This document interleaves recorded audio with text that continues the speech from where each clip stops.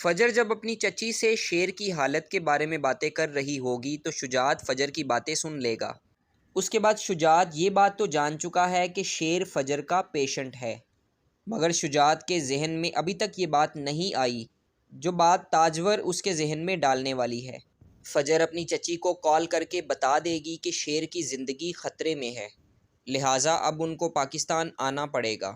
یہ بات سن کر اسما اپنے بھتیجے کو بچانے کے لیے پاکستان میں آنے کا فیصلہ کرے گی۔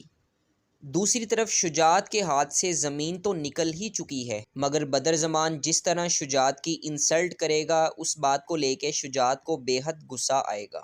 اصل میں شجاعت کو ایسا لگ رہا تھا کہ شاہ زمان کی موت کے بعد اب یہ زمین ان کے ہاتھ لگنے والی ہے، کیونکہ شیر زمان تو پاگل ہو چکا ہے، اسی لیے اب یہ زمین ان کے حصے ہی آئے گی۔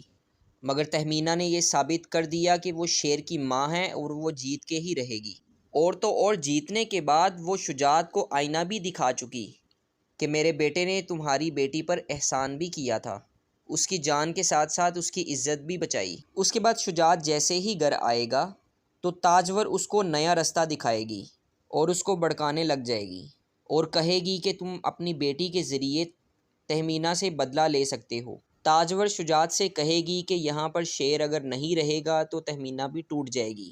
یہاں پر تاجور کے کہنے کا مطلب یہ ہے کہ شیر جو کہ فجر کا پیشنٹ ہے، اگر فجر ہی اسے مار دے گی تو کام ختم ہو جائے گا۔ یہ بات سن کر شجاعت ایگری کرے گا اور اپنی بہن کی کہی ہوئی باتوں پر عمل کرنا شروع کر دے گا، اور اس بات کے لیے وہ اپنی بیٹی فجر سے فرمائش بھی کر دے گا۔